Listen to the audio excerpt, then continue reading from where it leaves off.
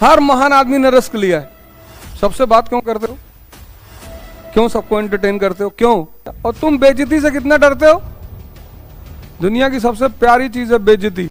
जिसकी होती है ना उसको मोटिवेशन की जरूरत नहीं पड़ती। तुम्हारी गाड़ी किसी सड़क पे किसी दूसरे गाड़ी से लड़ गई, वो उतरा AK-47 निकाला उसने गाड़ी से और तुमने ईंटा उठा।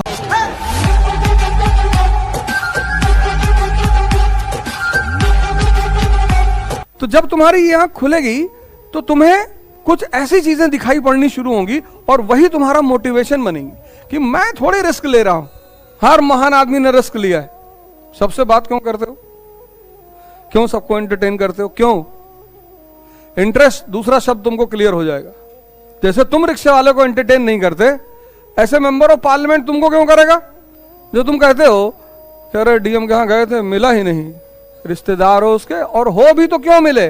तुम भी तो अपने से नीचे लोगों को एंटरटेन नहीं करते। तुम मतलब हम भी जुड़ गए उसमें। जिस दिन तुम अपने से नीचे के लोगों को एंटरटेन करना, तब तुम इस बात की आशा करना कि मुझसे ऊपर बैठे हुए लोग मुझे एंटरटेन क्यों नहीं करते। जो तुम नहीं करते उसकी आशा तुम दूसरों से बिल्कुल मत करो। अपना काम करो। तुम में से बहुत सारे लोग अपना काम छोड़ के सब कुछ करते हो। एक साउथ अफ्रीका से आदमी आया, दादा अब्दुल्ला, उसने बहुत लोगों से, वकीलों से कहा कि भैया हमारा मुकदमा साउथ अफ्रीका में चल के लड़ लो। अब तो हमसे कोई कहे चलो भैया काबुल में हिस्ट्री बढ़ा दो, तो हमारा इतना अच्छा यहाँ काम चल रहा है, हम क्यों जाएंगे? तो लेकिन जो टीचर का काम नहीं चल रहा होगा, अगर काबुल से कोई आदमी आए कि भैया काबुल में हिस्ट्री बढ़ा दो, 10 करोड़ रुपया देंगे 2 महीने का, बहुत लोग चले आएंगे कि जिंदगी रहे चाहे धस जाए, चलो। जन्म पर आधारित। कोई जन्म से ब्राह्मण कैसे हो सकता है? संभव ही नहीं। कोई जन्म से क्षत्रिय कैसे हो सकता है? संभव ही नहीं। जन्म से व्यक्ति शूद्र हो सकता है, जन्म से ब्राह्मण नहीं हो सकता। ब्राह्मण बनने के लिए साधना करनी पड़ती है, बहुत भयंकर। अब तो खैर महाराज जी बहुत बुजुर्ग हो गए, सक्तेशगढ़ स्वामी गड़गड़ानंद, इतना मजाक उड़ाते हैं, हंसी। जब कोई किसी प्रवचन में, अपने हर प्रवचन में 2 आदमी को टारगेट करते हो, एक यादव को, एक ब्राह्मण को। उनकी कहानी में 2 आदमी होगा, डेली खूब टॉर्चर करेंगे। कोई मूर्ति नहीं है वहां, उनके आश्रम में कोई मूर्ति पूजा नहीं है, कुछ नहीं है, सिर्फ ध्यान है वहां। हाँ? बहुत कुछ कहते हो, तुम मजा लेने के चक्कर में चुपचाप बैठे रहो। और तुम बेइज्जती से कितना डरते हो? दुनिया की सबसे प्यारी चीज है बेइज्जती। जिसकी होती है ना उसको मोटिवेशन की जरूरत नहीं पड़ती। वो जैसे आंख बंद करता है उस शक्ल दिखाई पड़ने लगती कि तुझको लटका के छोड़ेंगे, फिर लटकाएंगे, ऐसे साल भर करेंगे, फिर छोड़ देंगे, जाओ खाओ पियो ऐश करो। डर से मर गए वो बात अलग है, बहुत लोग डर से मर जाते हैं। मारेंगे नहीं लेकिन टॉर्चर जरूर करेंगे। और तुम सारे लोग ये देखो, सब ने रिस्क लिया, सब ने। ऐसे न जाने कितने नाम मैं लिख सकता हूं। इन सब का पहला फीचर ये है कि सब ने रिस्क लिया। इनके ऊपर किसी का प्रभाव नहीं पड़ा। बहुत लोगों ने गाली दिया, वो तो समाज का धर्म है, इनका फर्क ही नहीं पड़ा।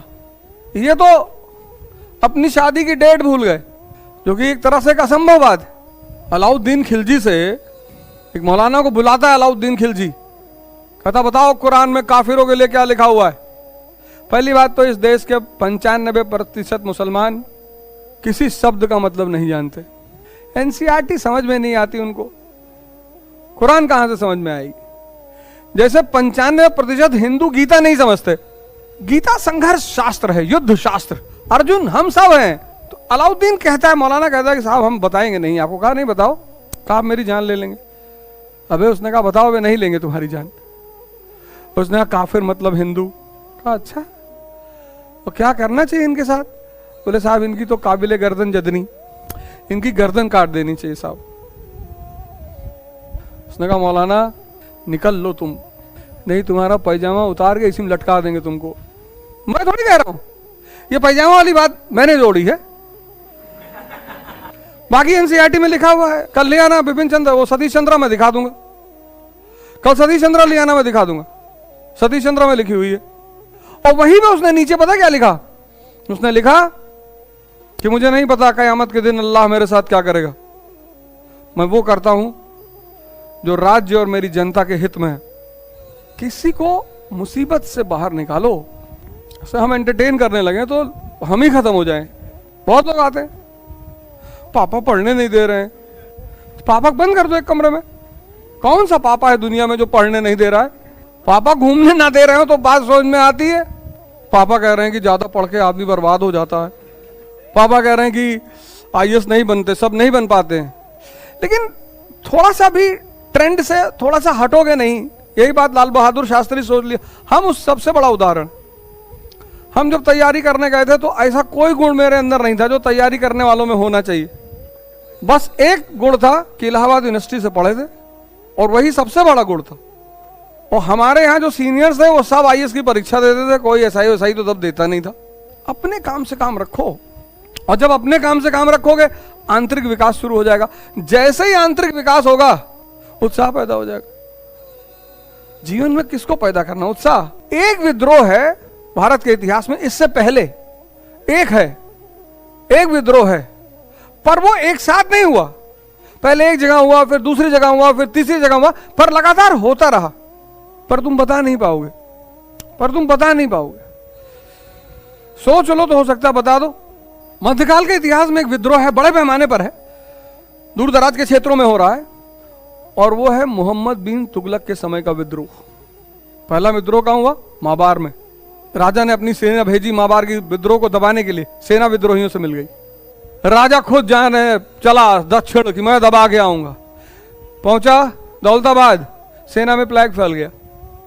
2/3 सेना वहां मर गई।